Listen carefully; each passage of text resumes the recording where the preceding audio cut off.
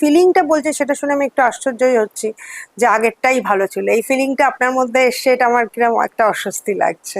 না না, ওটা কখন না, যখন মেন্টাল পিস নষ্ট হয়ে যায় না, হ্যাঁ, যখন মানুষ মানে আমাকে নানান রকম ভাবে দিলীপ বাবুর সঙ্গে প্ররোচনা দেওয়া, বুঝতে পেরেছি, দুজনের মধ্যে ডিস্টারবেন্স তৈরি করা। ইমপ্লিমেন্ট করার একটা ট্রাই করে যাচ্ছে কন্টিনিউয়াস। আচ্ছা, হ্যাঁ ভাঙন ধরানো। হ্যাঁ, কন্টিনিউয়াস। এবং খুব কাছের লোক তারা, যারা বিয়েটা হতে দিচ্ছিল না তারাই আচ্ছা, তারাই করে যাচ্ছে।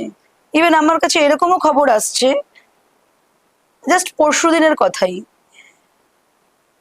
যাই হোক আর কি, মানে আমিও এখন বেঁচে না থাকলে তাদের সুবিধে। ও কি বলছেন বৌদি, এ তো সাংঘাতিক কথা। কম জলের মাছ না হ্যাঁ। লাফায় বেশি তো।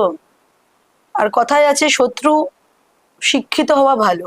হ্যাঁ, শত্রু যদি তোমার মূর্খ হয় তো। অশিক্ষিত মূর্খ হয় না, তো মূর্খ অশিক্ষিত ফ্লপ ফেলিওর শত্রু ভীষণ খতরনাক হয়। হুম, তাদের লিমিটেশন থাকে না লাইফে, চিন্তা ভাবনা সবকিছুর। এটা একটু আর আর পলিটিক্যাল লোকেদের সঙ্গে তারাই সর্বক্ষণ লেগে থাকে। দেখবেন যারা পলিটিক্যালি ডেজিগনেটেড নয়, সাংগঠনিকভাবে